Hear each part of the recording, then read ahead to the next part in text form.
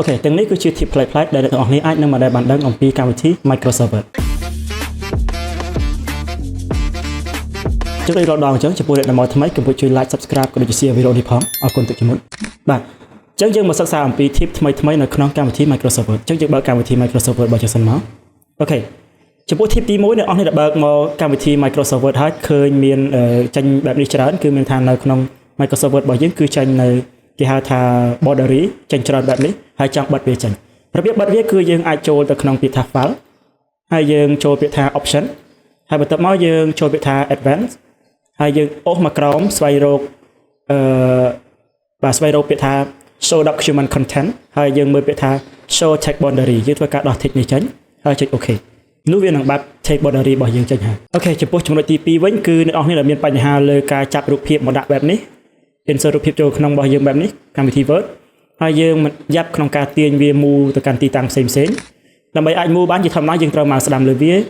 យកពាក្យថា wrap text ហើយយកពាក្យថា in front of text អញ្ចឹងវានឹងអាច move បានជាបើសិនជាយើងទម្លាក់រូបភាពមួយទៀតអញ្ចឹងយើងនៅធ្វើការបង្រួញបែបនេះហើយអង្គុយមកស្ដាំលើវាហើយ wrap text យក in front of text ដើម្បីទាញបានដូចមុនដែរមែនទេអញ្ចឹងខ្ញុំបង្ហាញវិធីសាស្ត្រមួយដែលអ្នកនរគ្នាគាត់ឲ្យទាញរូបមកអាចទាញបានធម្មតាដោយមិនចាំបាច់មកស្ដាំលើវាយកពាក្យថា wrap text ហ្នឹងទេ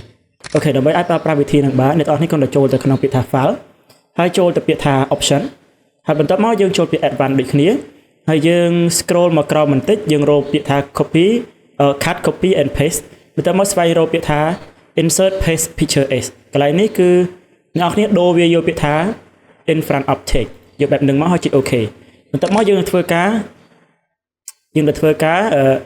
យករូបភាពមកដាក់ម្ដងអូខេបន្ទាប់មកយើងធ្វើការទាញរូបភាពមកដាក់1 2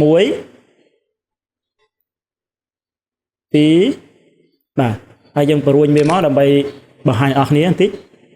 បាទអត់ទាន់បានទាញណាឥឡូវជាកាត់ទៅទាញគេទេតលាក់ប្រមាណរូបក៏យើងអាចទាញបានបែបហ្នឹងដែរហើយចំពោះចំណុចទី3អ្នកដែលមានបញ្ហាក្នុងការបាត់បន្ទាត់នៅកន្លែងនេះគេហៅថា ruler នៅកន្លែងនេះអ្នកនរគ្នាអាចធ្វើការយកវាវិញបានដោយចុចលើពាក្យថា view ហើយកន្លែង ruler នេះធីកលើវាមកវាចេញបន្ទាត់ឲ្យយើងវិញអូខេចំពោះវីដេអូនេះគឺមានតែប៉ុណ្្នឹងឯងសង្ឃឹមថានឹងទទួលបានចំណេះដឹងខ្លះៗហើយកុំភ្លេចជួយ subscribe ក៏ដូចជា like និង share វីដេអូនេះផងហើយយើងនឹងជួបគ្នានៅវីដេអូក្រោយៗទៀតអរគុណ